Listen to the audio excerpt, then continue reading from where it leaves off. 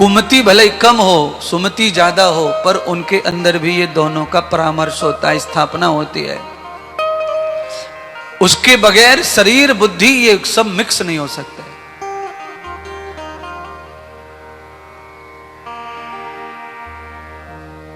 जड़ चेतन जव जीव जग। गोस्वामी जी फिर कहते हैं कि ये संसार भी ऐसा ही है।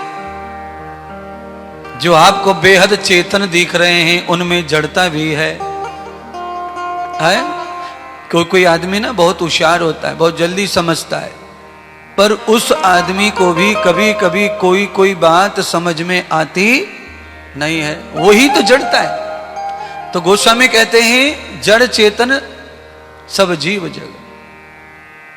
सारे सृष्टि में जितने जीव हैं उनमें चेतनता भी है और जड़ता भी है बंधुओं। जब जड़ता हम में आ जाती है तब हम कुछ भी सुनने को तैयार नहीं है। अच्छा बोलिए, कार के अंदर टेप रिकॉर्ड चल रहा है, गाने चल रहे हैं, गाड़ी चल रही है, बाहर से आवाज आ रही है पीपो पीपो, गाड़ी भी कभी कभी अपनी हॉर्न देती है, टर पर कुछ भी करती होगी, पर ड्राइवर के बगल में साइड में जो आदमी बैठा है वो सो गया, उसके ऊपर न हॉर्न का असर हो रहा, न टेप रिकॉर्ड का असर हो रहा। ये क्या है? चेतन व्यक्ति में जड़ता का प्रभाव दिख रहा है, जड़ता का प्रभाव। और उस जड़ता की वजह से उसका नुकसान कुछ नहीं हो रहा है, उस जड़ता की वजह से वो निर्द्वंद हो गया। उसे ट्रक का डर नहीं, उसे किसी का डर नहीं है। सो गया सो खो गया, उसका भय निकल गया। अब ऐसी स्थिति में एक्सीडेंट हो जाए, कुछ हो जाए तो ये मर भले ही जाए, पर इसका भय खत्म हो गया। जो आदमी गाड़ी में चेतन है उसे हर समय डर लगा रहता है, इसीलिए वो हॉर्न देता है, साइड लेता है, धीरे करता है, ब्रेक लेता है, डर के मारे वो सब करता रहता है। और जो जड़ता में चला जाता है वो निडर हो जाता है, उसे निश्चिंतपन आ जाता है महाराज। इसीलिए जड़ता भी चेतनता के साथ में जुड़ी हुई है, वो भी रहेगी सब में। जैसे जैसे व्यक्ति को सत्संग प्राप्त होता जाता है वैसे वैसे वो जड़ता मुक्त होता जाता है और वो चेतन होता जाता है। तो सत्संग के साथ में जो जड़ता खत्म होती है, चेतनता आती है, उसमें केवल एक ही परिणाम रह जाता है, दो परिणाम नहीं रह जाते उसमें ये पॉजिटिव एनर्जी, उसमें ये सही बात हो जाती है कि आदमी सावधान, चेतन, जागृत भी रहता है और निडर भी रहता है, फिर उसे डर नहीं रहता है। एक आदमी जब जगता है तो डरता है, एक आदमी सो जाए तो नहीं डरता है। पर सत्संग, आध्यात्म, आत्मज्ञान होने से भी आदमी का डर समाप्त हो जाता है। आदमी जब प्योर चेतन हो जाए, उसमें तनक मात्र भी जड़ता ना हो, तो फिर उसका भय खत्म पूरी तरह हो जाता है, निश्चिंत, उसमें कोई भी भय नहीं रहता है। वो संपूर्ण रूप से कृतार्थ हो जाता है।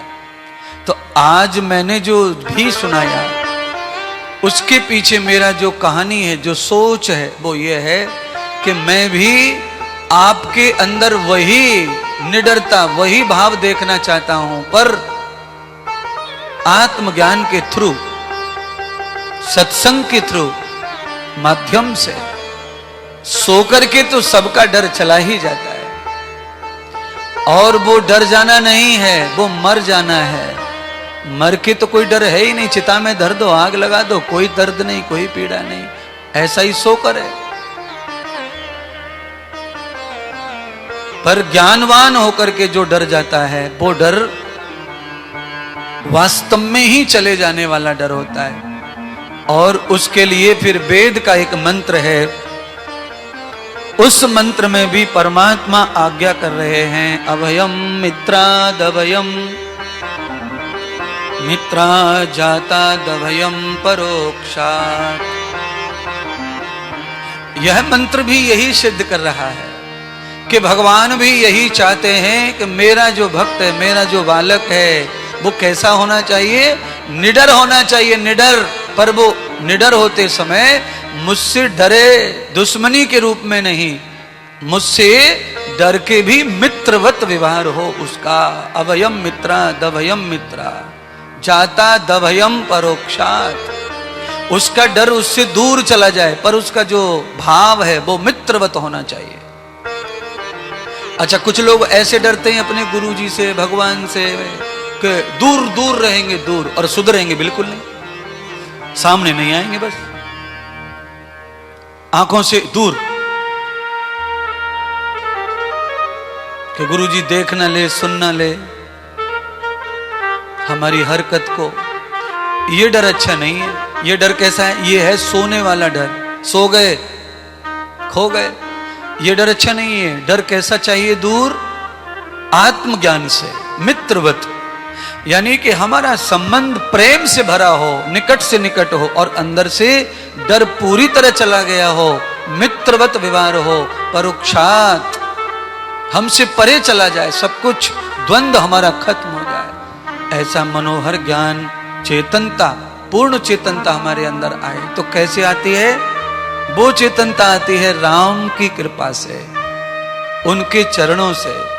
भरत जी को राम जी ने अपने चरण दे दिए और अयोध्या में मंत्रा के पास भेज दिया। और मंत्रा के पास में आकर मंत्रा फिर भरत के पास नहीं आ रही है, देख लो। और मंत्रा भी वहीं और भरत भी। मंत्रा को देश निकाला नहीं हुआ, मंत्रा को कोई सजा नहीं मिली है, मंत्रा वहीं रह रही है। भरत जी आ गए पर मंत्रा भरत के पास नहीं आ रही है। क्यों नहीं आ रही है? बताओ क्या हो गया? राम के चरण भरत के साथ हो गए। इसीलिए आपको भी ये कथा सिखा रहे हैं, आपको भी बता रहे हैं। आपको ये बातें क्यों बता रहे हैं? क्योंकि आपको भी इस तरह की कुछ अकल आनी चाहिए। गुरु पद रज नख, गुरु के चरण, गुरु के पग, नख या उनकी रज हमारे हृदय में, हमारे माथे पे रहे तो फिर कुमति हमारे निकट आती नहीं है। संग रहकर भी वो हमारे ऊपर हो भी नहीं होती, दूर रहती है। तो कुमति सुमति सब के उर रहे ही। ऐसे ही जन्म और मृत्यु सब जीव के साथ जुड़ी है। यहां पर भी ऐसी कथा है, जन्म और मृत्यु सबके साथ जुड़ी है। पर कबीर जी क्या कहते हैं? कबीर जी कहते हैं कि जो खीली से लग रहे उनको काल न खाए। चलती चक्की देख कर, चलती चक्की देख कर और गए कबीर ठड़ियाए। जो खीली से लग रहे उनको काल न खाए। परमात्मा रूपी कील से, चक्की को घुमाने वाली कील से जो दाना लग जाता है उसे कोई काल यानी पीस नहीं सकता। ऐसे ही भगवत चरणों से जो व्यक्ति लग गया है उसकी सेवा में, उसे मंत्रा जैसी कुमति भी परेशान फिर करती नहीं है। तो हमें क्या चाहिए भाई? बुराई से बचने के लिए, कुपुत्र कुबचारों से बचने के लिए, कुबुद्धि से बचने के लिए, रावण जैसे संग से बचने के लिए, मोबाइल पर फोन पे मैसेज पे जो हमें जगह जगह के बता रहे हैं किसी की बुराई किसी की अच्छाई, ऐसे लोगों से बचने के लिए क्या करना चाहिए? या तो अपने गुरुदेव के चरणों में पूरा का पूरा माथा टेक दो, भगवान राम के चरणों में टेक दो, गणेश के चरणों में टेक दो। जब हमारा माथा उनके चरणों में चला जाता है तो माथे में कुमति टिकती नहीं है। फिर दुष्ट जनों की बात हमें नहीं भाती।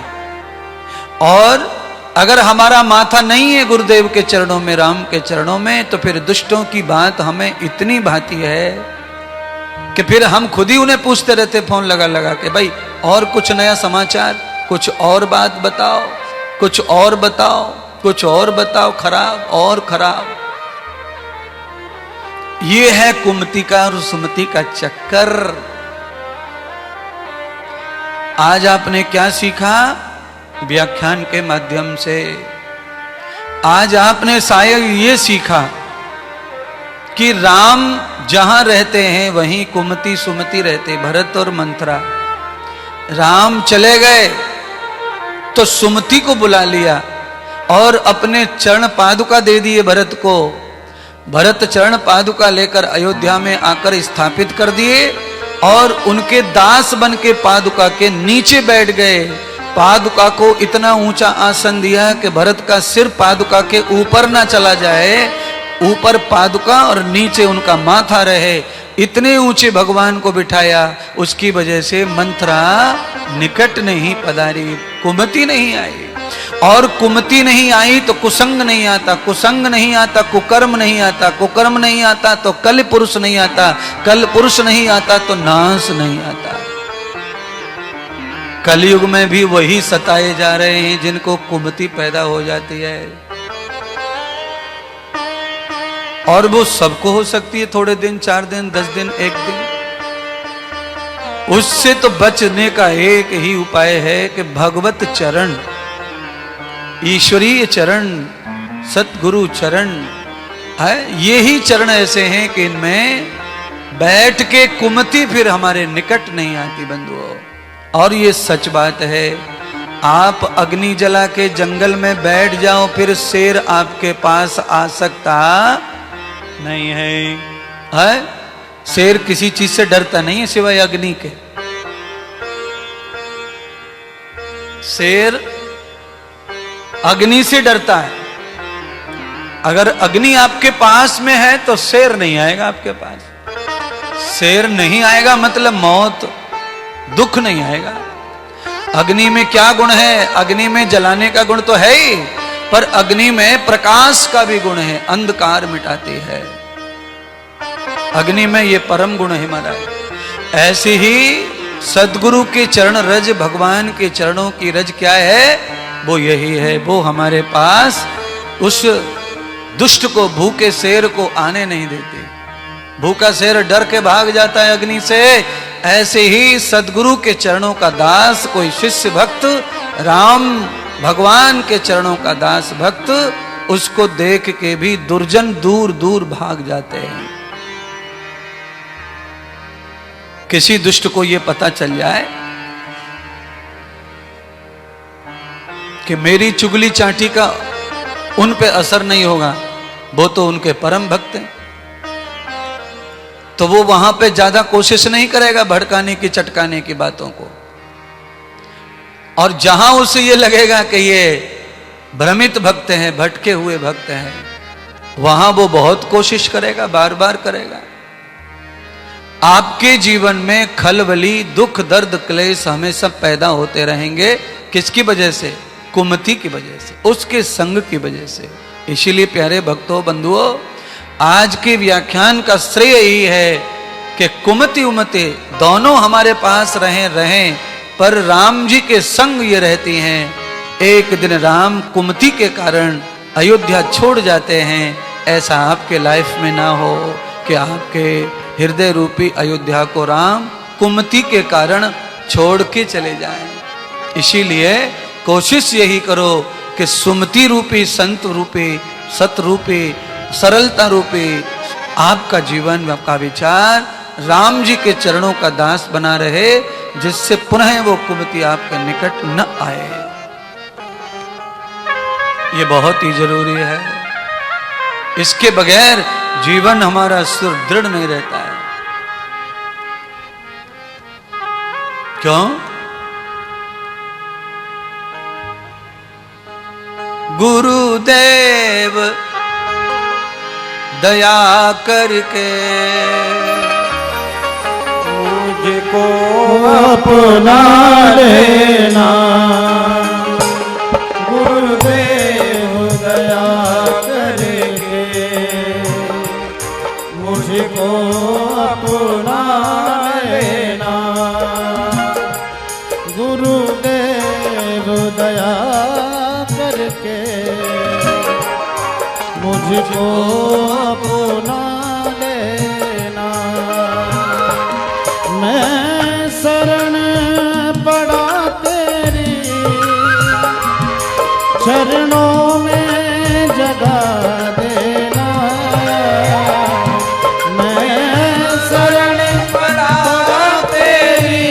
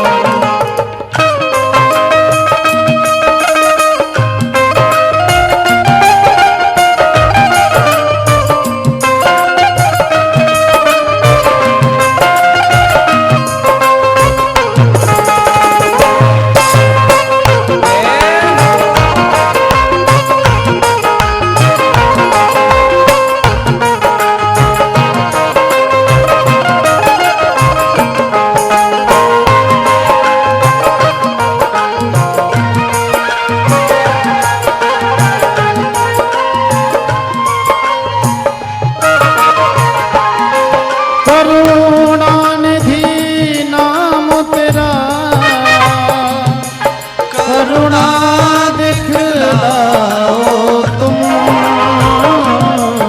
करुणानिधि नाम तेरा करुणा दिखलाओ तुम सोए हुए भाग्य को हे नाथ जगाओ तुम सोए हुए भाग्य को हे नाथ जगाओ तुम ओ मेरी नाव भंवर डोले मेरी नाव भंवर डोले इस पार लगा देना गुरुदेव दया करके मुझको अपना लेना मैं शरण पड़ा तेरी चरणों में जगा देना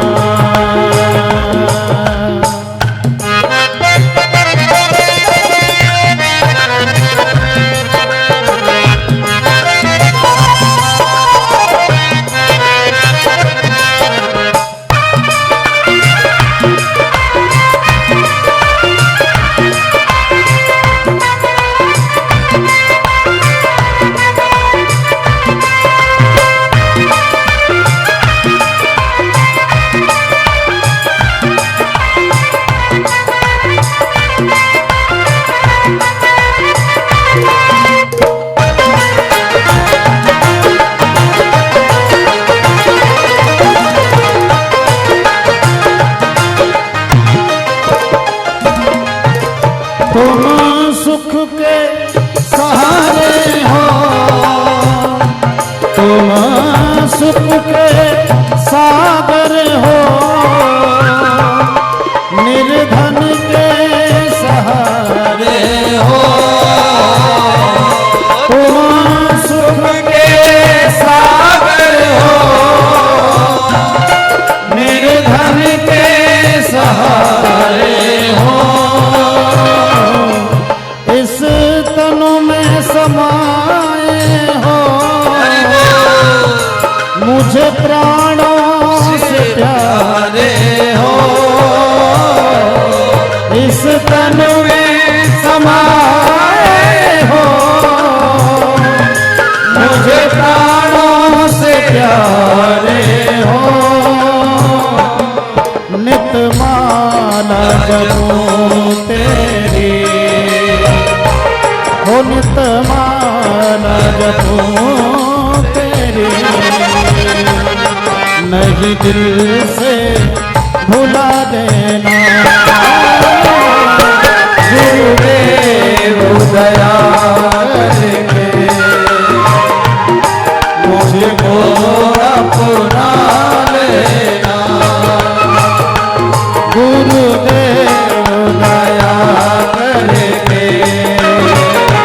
मुझको अपना लेना गुरुदेव दया करके मुझको अपना लेना गुरुदेव दया करके मुझको अपना लेना मुझको अपना लेना मुझको अपना लेना मुझको अपना लेना बोली सदगुरुदेव भगवान की जय हो गणेश भगवान की जय हो।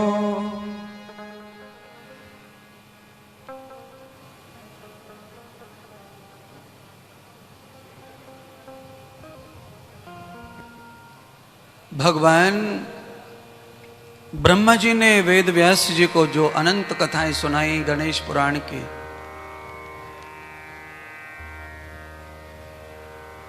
आज महर्षि भृगु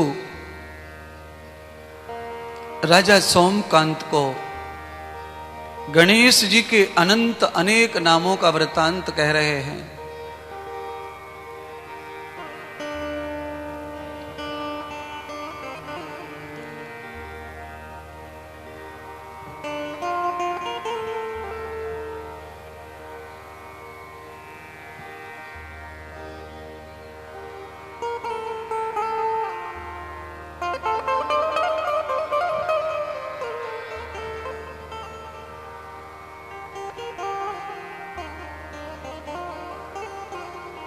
श्री राधा रमण भगवान की जय हो। श्री गणेश भगवान की जय जय हो।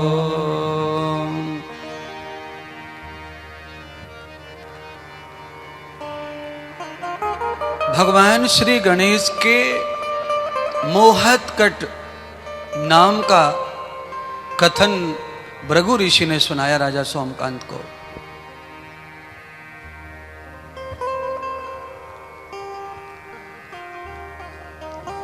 और ये ऐसी कथा है कि मुझे लगता है कि आपने ये कभी नहीं सुना है भगवान गणेश के बारे में।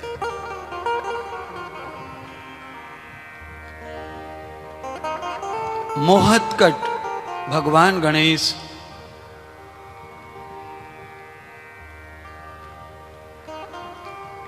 किनके घर में भगवान मोहतकट का जन्म हुआ?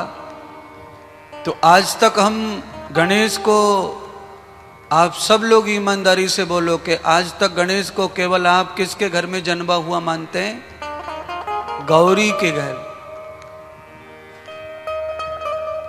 और आज भगवान श्री गणेश ने मोहतकट के नाम से अवतार जो लिया है वो अद्भुत अवतार है। कहां पर यह अवतार हुआ? महर्षि कश्यप के यहां हुआ। महर्षि कश्यप और अदिति माता, आप सब जानते हैं कि वो देवताओं की माता है। तो देवों में अग्र पूजक कौन है? गणेश। गौरा ने गणेश जी को जन्म दिया है, तो वही गणेश अदिति के यहां पर भी प्रकट हुए मोहतकट के नाम से।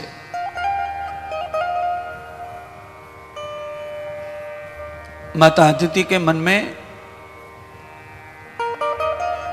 आज अचानक ऐसा वेग पैदा हुआ, चंचलता पैदा हुई कि मैंने अनेक महापुरुषों को, अनेक दिव्य देवताओं को जन्म दिया है, तो मैं क्यों ना। भैया इसकी आवाज बढ़ गई, आवाज बढ़ रही, आवाज आ रही है भैया, साउंड आ रहा है यहां तक।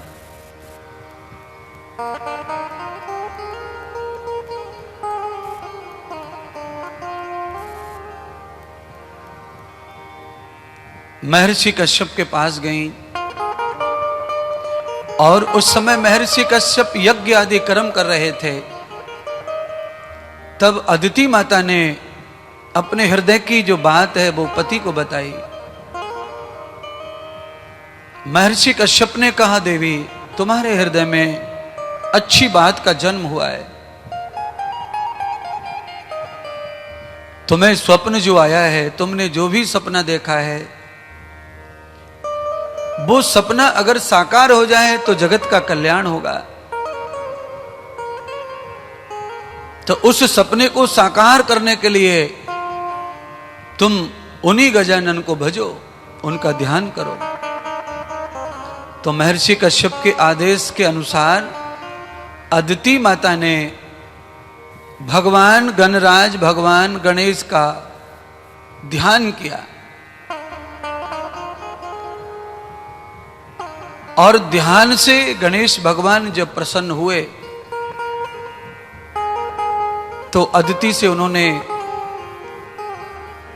वरदान के लिए कहा। तो अदिति माता ने वरदान के रूप में गणेश जी को ही पुत्र के रूप में मांगा कि आप मेरे यहां, मैंने पुत्र के रूप में आपका राज सपने में दर्शन किया। और वही मेरी उत्कंठा भी पैदा हो गई है कि आप मेरे पुत्र बन के आओ।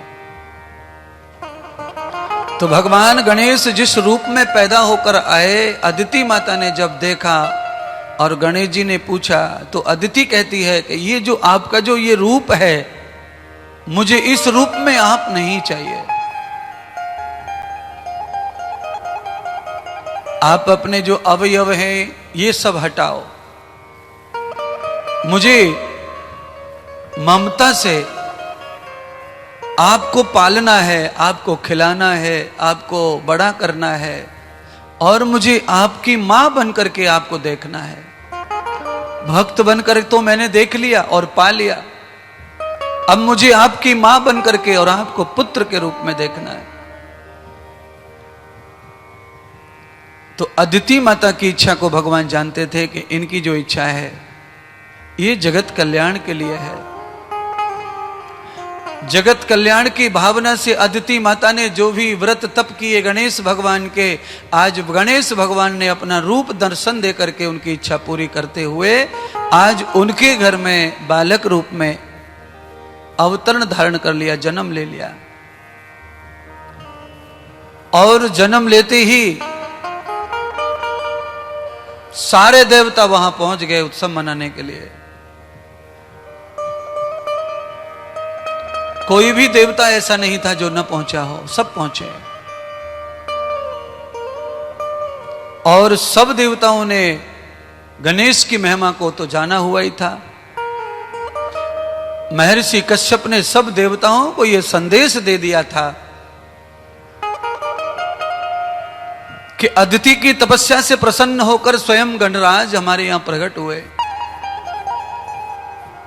और वो गणराज हमारे यहां जो प्रकट हुए हैं वो मोहित कट रूप के नाम से उनका अवतरण हुआ है।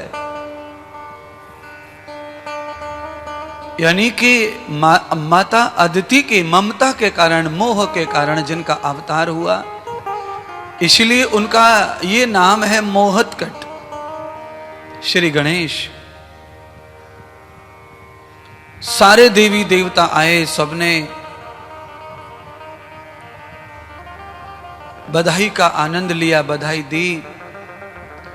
धीरे धीरे गणेश बड़े हो रहे हैं, माता अदिति पाल रही हैं, पोस रही हैं। राजा सोमकांत को कहा भृगु ऋषि ने, देखो राजन, आज माता जो अदिति है वो सरोवर में स्नान करने के लिए चली गई हैं। और पीछे से श्री मोहतकट राजा भगवान गणेश भी अपनी मां के पीछे पीछे चले गए। मां सरोवर में स्नान करने लगी तो सीढ़ियों पर बैठे चले गए। मां ने देखा ही नहीं कि बेटा आया होगा, बेटा तो घर छोड़ा है। पीछे से चले गए कड़र कड़र के घुटनों के बल।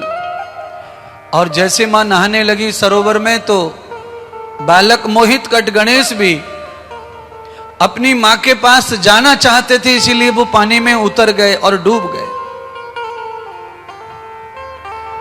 पानी में डूबे तो उनको मगरमच्छ ने पकड़ लिया। और जब मगर ने पकड़ा, माता पार्वती को उछल कूद दिखाई पड़ी। तो मगर ने झपट्टा मारा तो माता अदिति को पता चला। तो अदिति ने देखा कि मेरा ये बालक है, और मगर ने पकड़ लिया। अब अदिति जो है चिल्लाए, चीखे, अरे कोई बचाओ मेरे पुत्र को। मगर ने पकड़ लिया, मगर ने पकड़ लिया। अदिति माता ने मां होने के नाते घबरा गई, रोने लगी, चिल्लाने लगी। तो अदिति माता ने देखा कि एक दिव्य विराट स्वरूप प्रकट हुआ उस बालक का, और उस विराट स्वरूप के कारण, उस विराट स्वरूप की शक्ति के कारण, उस शक्ति के हाथों से मगर का वध हो गया, मगर मारा गया। यानी कि मोहतकट भगवान गणेश ने मगर को सरोवर में ही मार डाला। और जब सरोवर में मगर को मार डाला तो उस मगर की मृत्यु के बाद वहां एक और सुंदर पुरुष का प्राकट्य हो गया। तदुर्वम न लक्ष्य प्रवर्ति वेद वीणा विशारद। जैसे ही उस मगर में से एक आदमी का प्राकट्य हुआ, उसके हाथ में अचानक वीणा आ गई और वो वेद की श्रुतियां गाने लग गया। माता अदिति को बड़ा अचंभा हुआ कि मगर से छोटा बालक कैसे बच सकता है, और वो बचा तो एक दिव्य शक्ति का प्राकट हुआ, उसने बचाया। यानी कि माता अदिति कहती है कि मेरे बालक को गणेश जी ने बचाया। माँ जो है भ्रमित हो गई है, माँ भ्रम में पड़ गई। गणेश जी ने पुत्र के रूप में अवतार लिया है, माँ को बता के लिया है, माँ को दिखा के लिया है, पर माँ जो है इतनी ममता मोह में फंस गई कि उसे यही पता नहीं था कि ये मेरा बालक है कि गणेश है। वो बालक के भाव में गणेश को भूल गई और आवश्यकता पड़ने पर गणेश का अवतार, गणेश तो गणेश ही है, उन्होंने अपनी शक्ति का प्रकट कर दिया और मगर को समाप्त किया। मगर में से जो पुरुष निकला उससे अदिति ने पूछा कि तुम कौन हो और तुम्हारे मगर के बाद में ये अवतार तुम्हारा जन्म हुआ है, और तुम कौन हो तो ये बताओ। तो उसने कहा, हे माता अदिति, मैं महर्षि भृगु के श्राप से मगर की योनि में चला गया। मेरा नाम चित्रगत गंधर्व है। मेरे गीत से अप्रसन्न होकर के भृगु ऋषि ने मुझे श्राप दे दिया था, और जब मैं श्राप को सुन के बेहद पीड़ित हो गया तो भृगु ऋषि ने फिर कहा था कि माता अदिति के गर्भ से भगवान गणेश मोहित कट के रूप में अवतार लेंगे, और जिस सरोवर में तू होगा वहीं माता अदिति स्नान को जब जाएंगी तो भगवान गणेश के हाथों तेरा उद्धार होगा, फिर से तू गंधर्व बन जाएगा। इसलिए हे मां अदिति, मैं गंधर्वराज चित्रांगद हूं। आज महर्षि भृगु का जो श्राप है वो आपके पुत्र के कारण मेरा निपट गया, समाप्त हो गया। तो ये कथा आपको जो ज्ञान दे रही है वो ज्ञान ये है कि कोई भी श्राप कभी किसी साधु संत महात्मा माता पिता का हमें रहता है। सदैव माता आशीर्वाद नहीं देती, सदैव महात्मा संत आशीर्वाद नहीं, सदैव गुरु भी संत आशीर्वाद नहीं। जीवन में वो कभी कभार श्राप भी देते। तो वो जो श्राप उन्होंने दिया, क्रोध बस कुछ भी तुम्हें कह दिया है, वो झूठ नहीं होगा, वो भी सत्य होगा। चाहे क्रोधवश ही श्राप दिया गया हो और चाहे तुम्हें कुछ कह दिया हो, वो झूठ नहीं होगा, वो तुम्हारे साथ ही लिपटा रहेगा। पर ऐसे श्रापों से मुक्त होने के लिए ऐसे ही संत महापुरुषों का स्पर्श करने से ऐसे श्रापों का नाश हो जाता है और हम पुनरागति कर लेते हैं।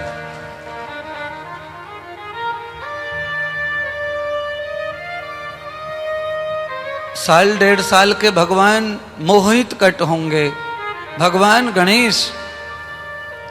अदिति के घर में भी गणेश जी का पुत्र रूप में अवतार हुआ। गौरा गणेश, अदिति के घर गणेश। आज से आपने 5 दिन पहले कथा सुनी थी, वरेण्यम की पत्नी के घर गणेश। इसका मतलब है कि गणेश भगवान किसी भी उदर से पैदा हो सकते हैं, वो किसी का भी बांझपन मिटा सकते हैं और वो किसी को भी मां का दर्जा दे सकते हैं। उनके अंदर अनंत कलाएं हैं और अनंत रूप हैं। इसीलिए पुत्र की भूख मिटाने का काम गणेश कर देते हैं।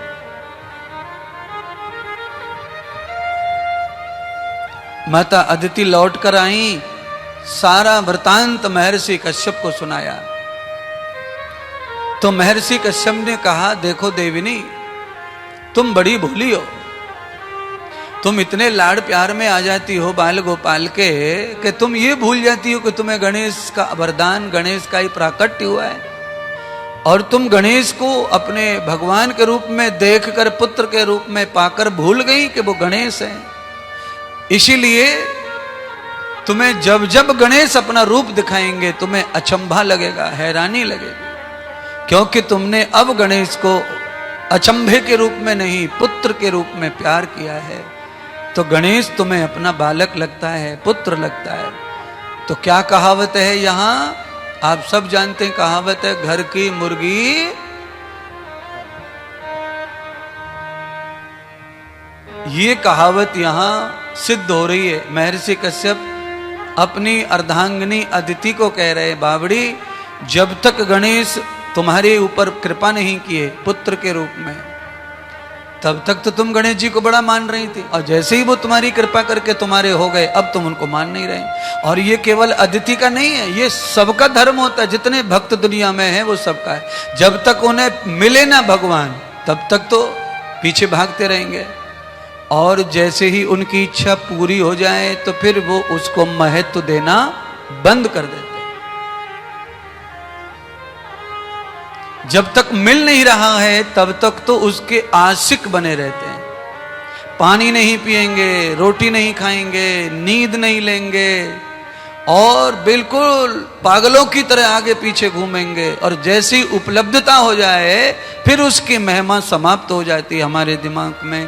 ऐसे अदिति माता के दिमाग से भी गणेश की महिमा गायब हो गई। कहावत है कि जब तक कोई चीज नहीं मिलती है तब तक उसका रेट करोड़ है, और जब वो प्राप्त हो जाती है तो उसका रेट कौड़ी हो जाता है। करोड़ का सामान कौड़ी का हो जाता है कब, जब वो उपलब्ध हो जाता है तब। और सुनिए, उपलब्ध होके ही उसमें बुराई भी दिखती है ये, और ध्यान रखो, जब तक वो तुम्हें उपलब्ध नहीं है तब तक आप उसमें केवल भगवान ढूंढ रहे हैं, और भगवान ही मिल रहा है। और आपके दिल में जिस भाव से जिस दिल से तुमने चाहा वो मिल गया, तो फिर आप उसी चीज की वजह से दोष प्रकट कर लेते हैं, उसमें दोष मान लेते हैं। ये क्या है, ये नीच बुद्धि का धर्म है।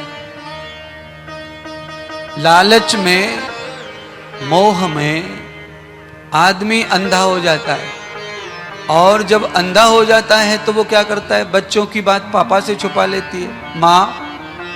माँ अंधी हो जाती है मोह में बालक के, किसी का बाप अंधा हो जाता है मोह में बालक के, तो फिर वो समाज की, घर की सब बात छुपाता है, बच्चे की बात छुपाता है। अदिति माता भगवान गणेश का प्रभाव जानते भी भूल गई, और जब आज उन्होंने दर्शन दिखाया मगर को मारते समय, और वो लीला भगवान गणेश को करनी थी क्योंकि भृगु ऋषि का श्राप लगा गंधर्व को, और गणेश के स्पर्श से ही वो श्राप मुक्त होने वाला था, इसीलिए लीला गणेश जी ने की। तो आज मैं कथा के माध्यम से आपको जनाना चाहता हूं, जन्म जन्म का श्राप, जन्म जन्म का दोष, जन्म जन्म का पाप जब कभी भी मिटेगा तो वो भगवान के स्पर्श से ही मिटेगा, सदगुरु के स्पर्श से ही मिटेगा, उनकी छाया छत्र से ही मिटेगा। आप उसे मिटाने के चाहे 1000 प्रोग्राम करो, बहुत दुर्लभ है। अच्छा बोलिए, आप लकड़ी को कैसे मिटा सकते हैं? आपके पास थ्योरी बताओ, कोई भी प्रयोग बताओ लकड़ी मिटाने का। आप लकड़ी मिटाने का कोई प्रयोग बताओ। आप उसे काट लो, टुकड़ों में बांट दो, उसे आप घस दो, आप उसका बुरादा निकाल दो, आप उससे रेत बना दो, पर आप लकड़ी मिटा नहीं सकते। लकड़ी को मिटाने का मार्ग सिर्फ एक है, और वो है अग्नि। अग्नि। तो जिस प्रकार से लकड़ी को काट काट कर उसे टुकड़े में कण कण करके रेत जैसा भी बना दिया जाए तो भी लकड़ी मिटने वाली नहीं है, पर लकड़ी अग्नि में प्रवेश कर जाए तो फिर लकड़ी का अस्तित्व रहता नहीं है। तो आप किसी भी विधि से अपने अपराध और श्राप मुक्त नहीं कर सकते। जब आप सद्गुरु भगवान में प्रवेश कर जाएंगे तब आपका अपराध और श्राप मुक्त होगा। सद्गुरु भगवान श्री गणेश ही ये कृपा करेंगे। कोशिश अगर कथा ऐसा सिखा रही है और हम कथा श्रवण करने आए हैं, क्यों आए भैया? हम यही आए कि हम सीख के आएंगे कथा से कि हमारी दुर्गुण दुर्विना, हमारे अंदर श्राप पाप ये सब कैसे दूर होंगे। तो कथा में ऐसी सब बातें बताई जाती हैं जिससे हमारे जन्म जन्म की ईड़ा पीड़ा पाप पूप सब नष्ट हो जाए और हम कोई ऐसा मार्ग अपना लें।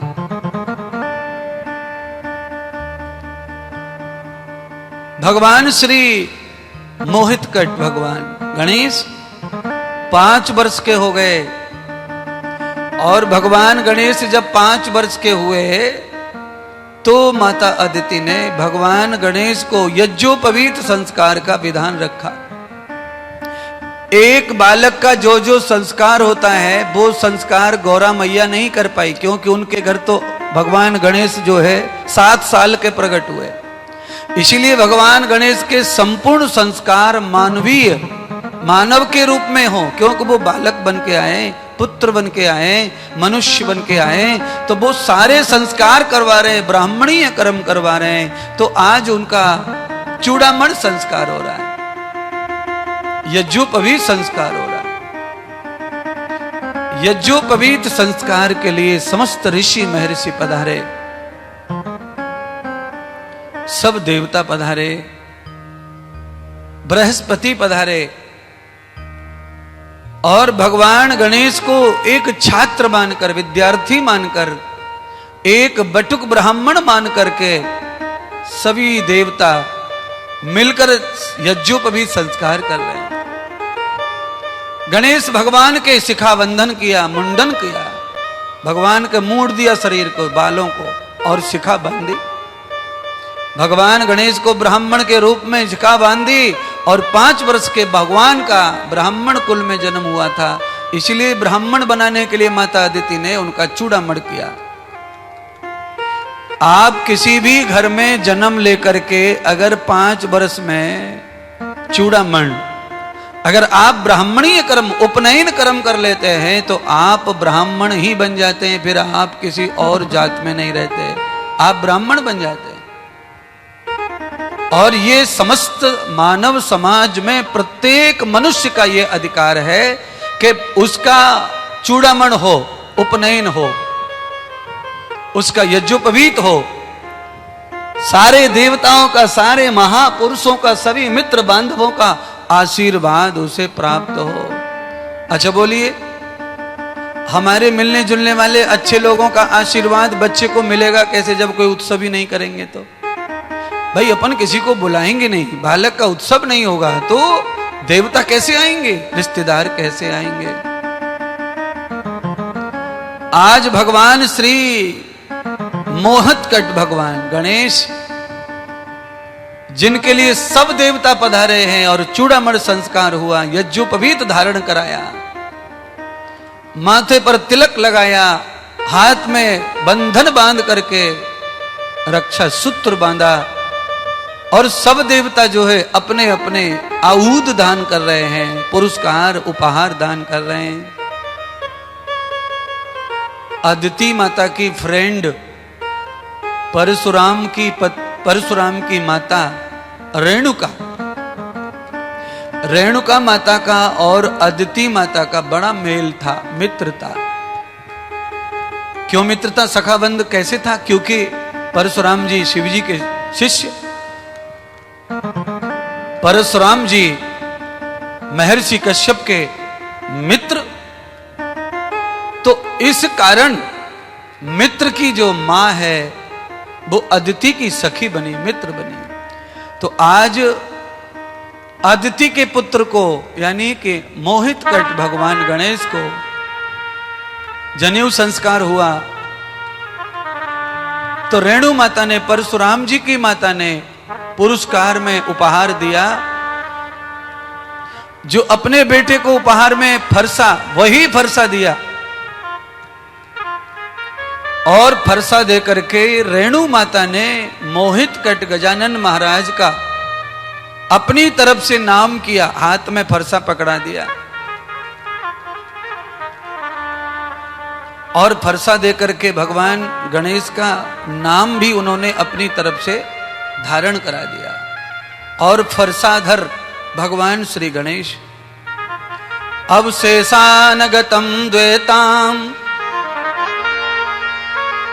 शेष नाग आए और उन्होंने भी भगवान को उपहार दिया। क्या उपहार दिया? तो कहा मालाम कृतविष्ट युक्तानाम। शेष नाग जो है उन्होंने माला दान की, और माला दान करके भगवान गणेश का नाम शेष नाग ने भी अपनी तरफ से रख दिया, मालाधर।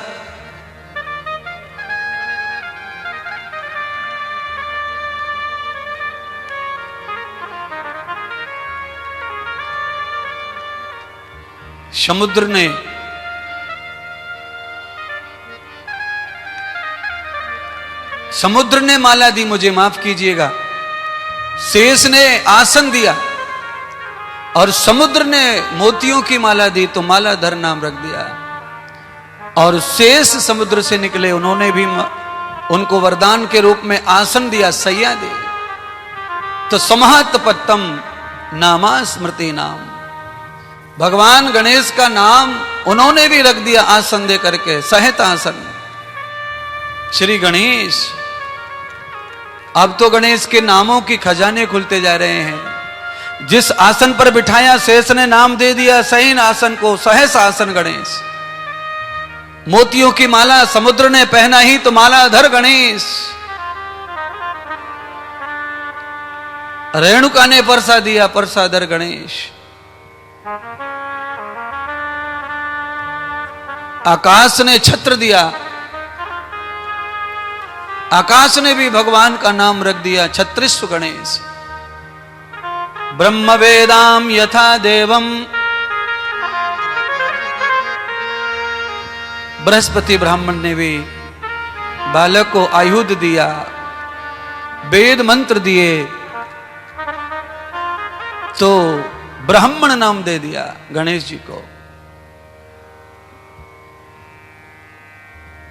सब लोगों ने प्रणाम किया गणेश को। पर देवताओं में एक देवता ऐसा है जो अदिति का ही पुत्र है, वो भी आया हुआ था। उसका नाम है देवताओं का राजा इंद्र।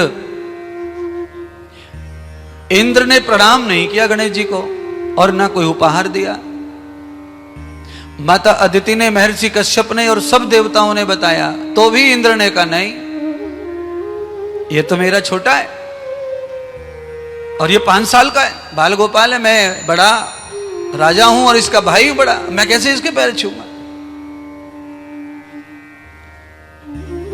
क्योंकि इंद्र के अभिमान के कारण अदिति कह रही है पुत्र इंद्र से, इंद्र तुम्हारे अभिमान के कारण ही तुम्हारा राज्य तक चला गया, पर तुम्हारा अभिमान नहीं गया।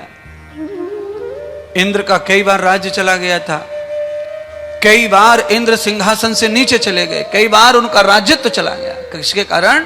अहंकार के कारण। देवताओं में अहंकार की शून्यता जरूरी है, और देवताओं के राजा में तो और बहुत जरूरी है, पर उल्टा था इंद्र का। इंद्र अभिमान से भरे थे और इंद्र के अंदर अभिमान तो था ही, पर इंद्र के अंदर ईर्ष्या का भी बहुत बड़ा दोष था। इंद्र किसी भी बढ़ते हुए व्यक्ति से, देवता से, मानव से खुश नहीं रहते थे।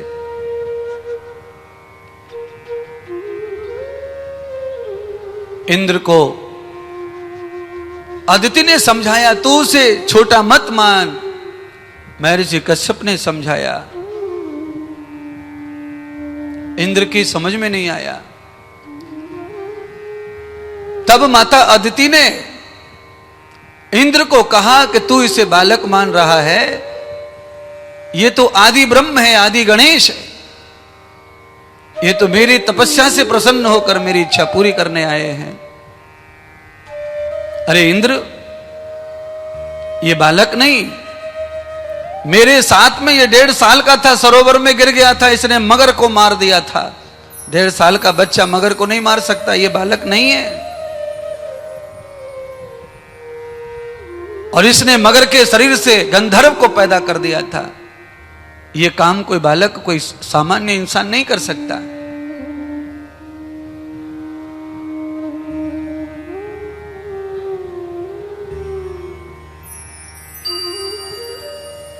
पर इंद्र नहीं मानता, और जब इंद्र ने नहीं माना तो भगवान श्री गणेश ने अपनी लीला की। ऐसी लीला गणेश ने की कि चौकी पर बैठे हुए थे गणेश, चूड़ामणि संस्कार हुआ था, यज्ञोपवीत धारण किया था, लंगोट पहना हुआ था, वस्त्र थे नहीं, तो ऐसी लीला की कि इंद्र के अभिमान को चूर चूर करने के लिए भगवान गणेश ने हिमालय जैसा आकार धारण कर लिया। इंद्र को गणेश ये बताना चाहते हैं, अगर शरीर से ही बड़ा होना ही बड़ा है तो ले ये भी दिखा देते हैं। शरीर से छोटा होना छोटा है, तुम्हारी नजर में कोई महिमा नहीं है भगवान की, तो लो भाई, हमें क्या देर लगती है इंद्र तुम्हारा अभिमान तोड़ने में। तो जैसे ही मोहित कट भगवान श्री गणेश ने इंद्र के अभिमान को तोड़ने के लिए अपना रूप धारण किया, और जैसे ही वो रूप धारण किया तो रिद्धि सिद्धि ब्रह्मा सब जय जयकार करने लगे। अब तो इंद्र के पास में इधर उधर देखने के सिवाय कुछ शेष नहीं रह गया। इंद्र ने भगवान श्री गणेश के चरणार बिंदों में माथा टेक दिया।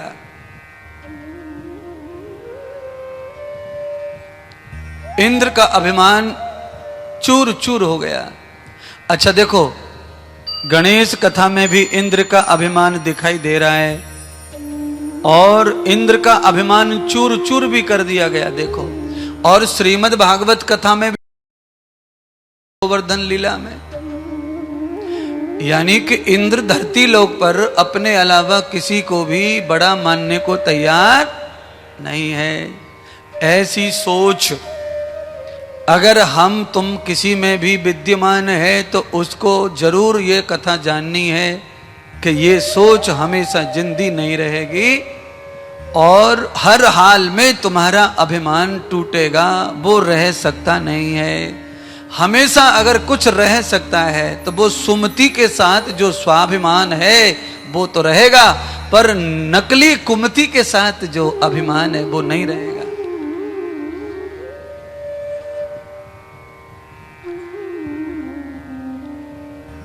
चूड़ामणि संस्कार के पश्चात भगवान श्री गणेश जी को वेद का ज्ञान दिया गया, उन्हें शिक्षा दी गई। भगवान गणेश जी ने मोहत कट के रूप में वेद शास्त्र धनुर्विद्या का ज्ञान लिया। भगवान गणेश ने